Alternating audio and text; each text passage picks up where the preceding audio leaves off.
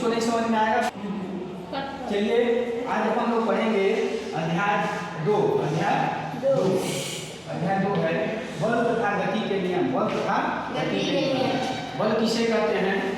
तो बल वह बाह्य कारक है, बाह्य मतलब बाहरी कारक है, जो किसी वस्तु को, जैसे कोई वस्तु चल रही है, जब कोई वस्तु चल रही है या फिर कोई वस्तु स्थिर है, जैसे कोई चल रही है उसको हम अपने ब्रेक लगा के, मोटरसाइकिल में ब्रेक लगा के, ब्रेक भी एक बल है, ब्रेक लगा के गाड़ी को रोक लेते हैं ना, या फिर चल नहीं रही है उसको चला देते हैं। जैसे मान लीजिए इसमें क्या है, बल लगा है, ऐसे स्थिर है तो लगा है, ठीक ना।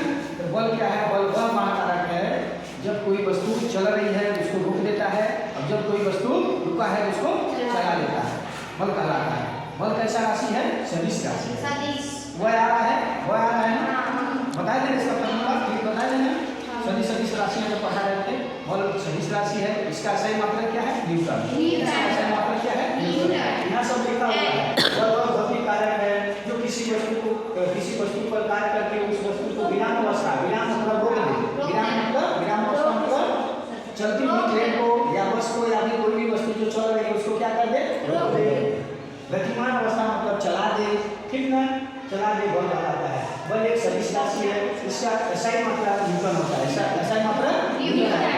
यदि हिंदी में न्यूटन आ जाए तो न्यूटन ऐसे लिखना है, यदि ऐसा आ जाए कैपिटल में तो समझ जाइए कि ये बल का SI मात्रा है, न्यूटन है। समझ में आ गया ना? अब देखिए गति क्या होती है? गति क्या होती है? जब कोई वस्तु स्थान परिवर्तित कर दे, जब कोई वस्तु स्थान परिवर्तित कर दे, यहाँ से वहाँ चली जाए या फिर वहाँ से यहाँ आ जाए तो उसको क्या कहेंगे? गति। क्या कहेंगे? गति कैसी राशि है? अदिश राशि। बस गति क्या है? अदिश राशि। इसका SI मात्रा क्या होता है? मीटर प्रति सेकंड होता है। क्या होता है? मीटर प्रति सेकंड। गति का SI मात्रा मीटर प्रति सेकंड। यदि यहाँ है तो समझ जाइए कैसे लिखा जाता है? मीटर प्रति सेकंड। यदि ऐसे लिखा है मीटर प्रति सेकंड, हिंदी में लिखा है तो भी दोनों सही है, दोनों मीटर प्रति सेकंड या इंग्लिश में है तो भी समझ जाइए कि गति का ये SI मात्रक है। ठीक, आज पढ़ेंगे और देखिए न्यूटन के गति का प्रथम नियम, द्वितीय नियम, तृतीय नियम, गति के 3 नियम है। न्यूटन साहब ने 3 नियम दिया है, तीनों नियमों को हम उदाहरण सहित पढ़ेंगे, ठीक ना। तो देखेंगे पहला नियम न्यूटन के गति का प्रथम नियम, न्यूटन के गति का प्रथम नियम। प्रत्येक वस्तु अपनी विराम अवस्था मतलब रुकी है तो रुकी ही रहना चाहिए।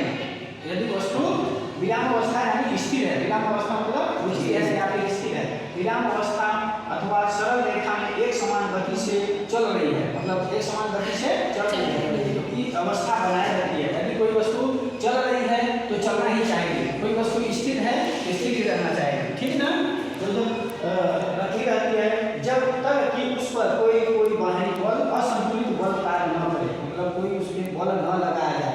असंतुलित बल, संतुलित बल नहीं, असंतुलित बल मतलब उसको उसके वस्तु पर क्या कर दे? प्रभाव डाल दे, उस वस्तु पर क्या कर दे? प्रभाव डाल दे। यदि चल रही है तो रोक दे, यदि रुकी है तो चला दे, ठीक ना। तो देखिए प्रत्येक वस्तु अपनी विराम अवस्था, और वो वस्तु क्या चाहता है? वस्तु तो चाहती है कि हम चल रहे हैं तो चलते रहें और स्थिर है तो स्थिर है, लेकिन बल क्या करता है? उसको फेरबदल कर देता है ना। तो देखिए जब तक उस पर कोई बाहरी बल न लगे, जब तक उसमें कोई बाहरी बल न लगे। न्यूटन का पहला नियम है, सिर्फ इतना जानिए कि जब कोई वस्तु स्थिर है तो स्थिर ही रहना चाहती है, और जब कोई वस्तु चलती है तो चलना चाहती है, जब तक उस पर कोई बाहरी बल न लगाया जाए। ठीक ना, बन जाएगा ना। अब देखिए इस नियम को इसी नियम को गैलीलियो का जड़त्व का नियम भी कहा जाता है। कोई पूछेगा किस नियम को गैलीलियो का जड़त्व का पहला नियम? गैलीलियो कहते हैं न्यूटन की गति के प्रथम नियम। न्यूटन के गति के प्रथम नियम को अन्य नाम से जाना जाता है, इसको गैलीलियो का जड़त्व के नियम से। समझे नहीं समझे? कोई पूछ देगा कि जड़त्व के नियम, गैलीलियो के जड़त्व के नियम को न्यूटन के कौन सी गति को जाना जाता है? प्रथम नियम। कौन से नियम? इस नियम से बल की परिभाषा होती है। इस नियम से बल की परिभाषा होती है। बल की परिभाषा मतलब बल में कितना औकात है। देखिए ना कि जब कोई वस्तु चल रही है उसको क्या कर देती है? रोक देती है। और जब कोई वस्तु रुकी है तो उसको क्या कर देती है? है ना। अब देखिए उदाहरण क्या देख लेंगे? उदाहरण जब कोई व्यक्ति ट्रेन हो, बस हो, साइकिल हो, मोटरसाइकिल हो, बैठा रहता है, अचानक से ब्रेक लगा के रोक दिया जाता है, तो हमारा ये शरीर जो है गतिमान अवस्था ट्रेन के साथ रहता है, तो ऐसे आगे की ओर झुकते हैं, पीछे की ओर, ब्रेक जब लगेगा तो आगे की ओर झुकेंगे।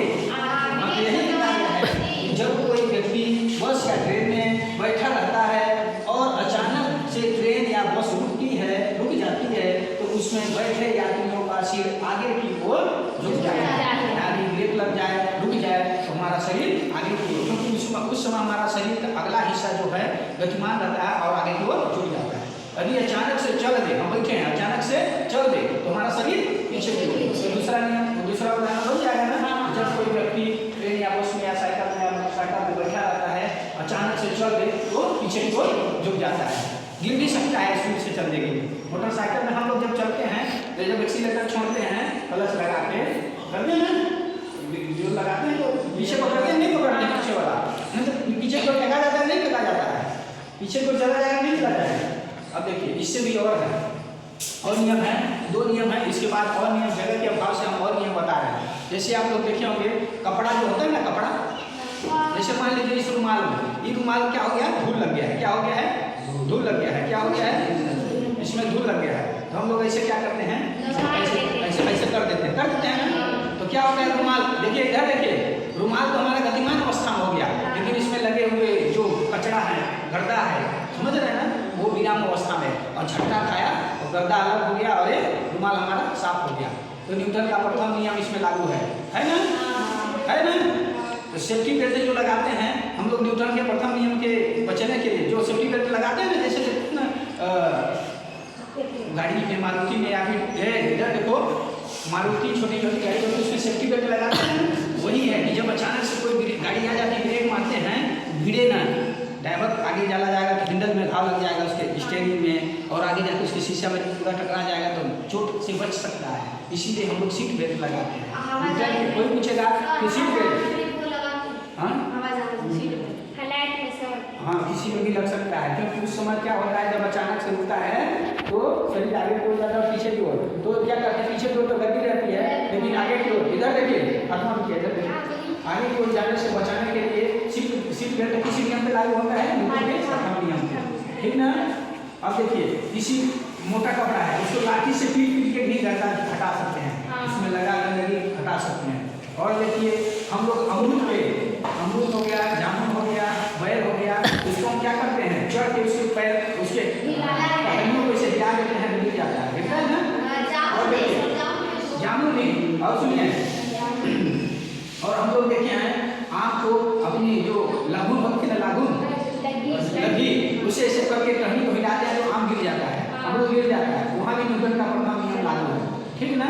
और देखिए न्यूटन का बहुत जगह नियम लागू है और इतना काफी है, ठीक है ना, समझे नहीं समझे, समझ में आ गया इतना ना। और देखिए और दिया होगा इसमें देखिए गतिमान अवस्था, जैसे मान लीजिए बाली वाले से फेंक रहे हैं, हम लोग ट्रेन या बस में से आप लोग जाइएगा, गेंद ऐसे फेंकिएगा तो गेंद पीछे की ओर गिरता है, क्योंकि हम लोग ट्रेन चल रही है, लेकिन तो गेंद गतिमान में नहीं आया, गेंद हमारे पीछे गिरेगा, गेंद हमारा पीछे गिरेगा, ठीक है, गेंद कहाँ गिरेगा, ऐसे हम बस से या ट्रेन से चल रहे हैं, ट्रेन चल रही है, तो ऐसे फेंकेंगे तो गेंद कहाँ गिरेगा, पीछे की ओर, यदि रुकी हुई है तो हाथ में आएगा, कहाँ आएगा, हाथ में, समझे ना। और देखिएगा जैसे कोई ये गिलास है, क्या है ये गिलास, इस पर कोई एक बीच में एक प्लेट रख दीजिए, इस पर कोई सिक्का रख दीजिए और ऐसे मारेंगे इसको प्लेट को, मान लीजिए यहाँ बीच में जो ये है, ठीक ना, इसको ऐसे मारेंगे, ये तो गतिमान अवस्था में चला जाएगा, लेकिन सिक्का नीचे गिर जाएगा, सिक्का नीचे गिर जाएगा, समझे ना, क्योंकि ये गतिमान अवस्था में नहीं आ रहा, सिर्फ इसके रखे हुए गिलास के ऊपर प्लेट को हमने गतिमान किया है, तो क्या हो जाएगा, ये इधर चला जाएगा और ये सिक्का नीचे गिर जाएगा, ठीक है। ये न्यूटन के प्रथम नियम है, न्यूटन के प्रथम नियम है। अब देखिए न्यूटन के गति का द्वितीय नियम, न्यूटन के गति का द्वितीय नियम, चलो गति के द्वितीय नियम, गति के द्वितीय नियम, न्यूटन के गति के द्वितीय नियम। देखिए किसी वस्तु के संवेग के परिवर्तन की दर उस वस्तु पर लगे बल के समानुपाती होता है, समानुपाती मतलब बराबर अनुपात, कितना होगा, बराबर अनुपात, समझे ना, बराबर होती है उस, और यह परिवर्तन उस बल की दिशा में होता है, उस बल की दिशा में जिधर हम बल लगा रहे हैं उधर की दिशा में हो जाएगा। देखिए संवेग किसे कहेंगे? द्रव्यमान गुणे वेग, द्रव्यमान गुणे वेग, द्रव्यमान गुणे वेग, क्या बोलेंगे उसको? हम उसके लिखवाए थे कि द्रव्यमान किसे, संवेग किसे कहेंगे? यही तो बताया थे, द्रव्यमान और वेग के गुणनफल को संवेग कहते हैं, लिखवाए थे ना। और देखिए न्यूटन के गति के 2-3 नियम के उदाहरण। जब कोई क्रिकेटर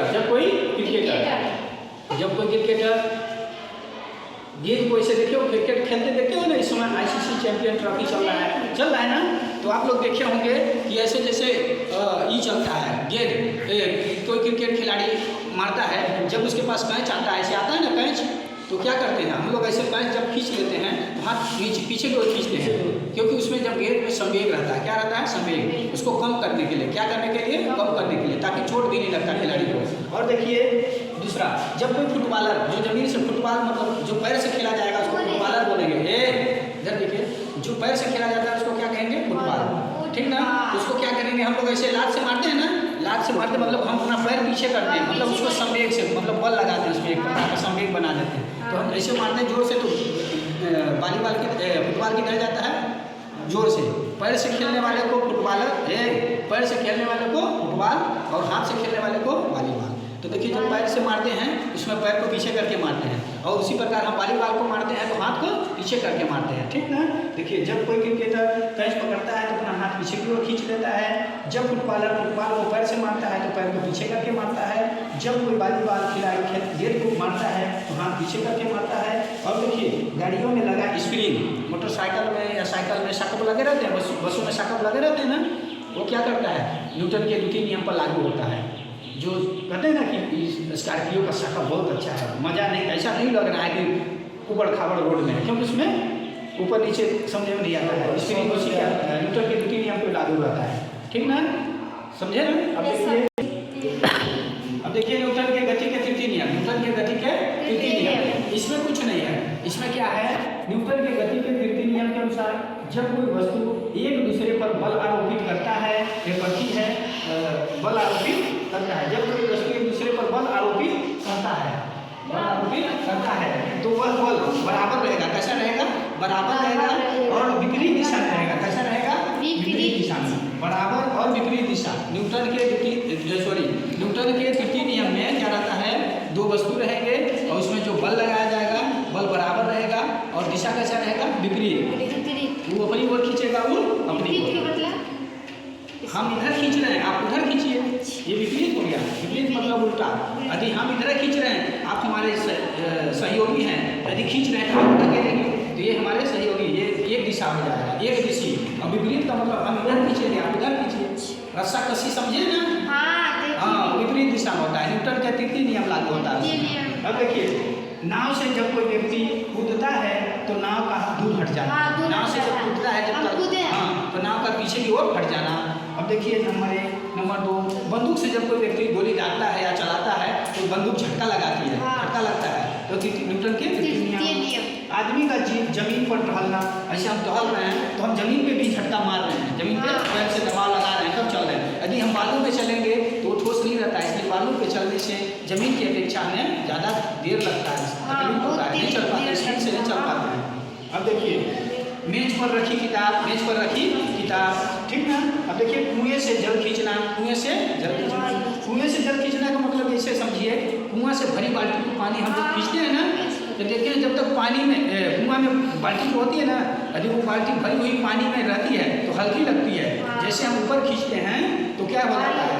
भारी लगता है, क्योंकि हम लोग वो बाल्टी अपनी ओर खींच रही है, हम अपनी ओर खींच रहे हैं, और जितना भारी रहेगा उतना, यदि हमारे से बल यदि उसमें ज़्यादा है तो बाल्टी खींच लेगी, यदि हमारे में ज़्यादा बल है तो हम खींच लेंगे, समझे ना। अब देखिए ये हो गया तैरना या नाव खेला, तैर रहे हैं, तैरते हैं ना, जैसे पानी को हम पीछे करते हैं तब हम चल पाते हैं, आगे की ओर बढ़ पाते हैं, मतलब। अब देखिए राकेट का प्रक्षेपण, राकेट का लॉन्च करना, राकेट मतलब जमीन से जब ऊपर होता है ना, जहाज जो चलती है ना, उसमें भी एक प्रकार का देखो आवाज देती है, नहीं देती है, तो राकेट का प्रक्षेपण। अब देखिए सूर्य चंद्रमा और पृथ्वी की स्थिर रहकर चक्कर लगाना। सूर्य तो हमेशा एक जगह स्थिर रहता है, सूर्य क्या है? एक जगह स्थिर रहता है, सूर्य से ना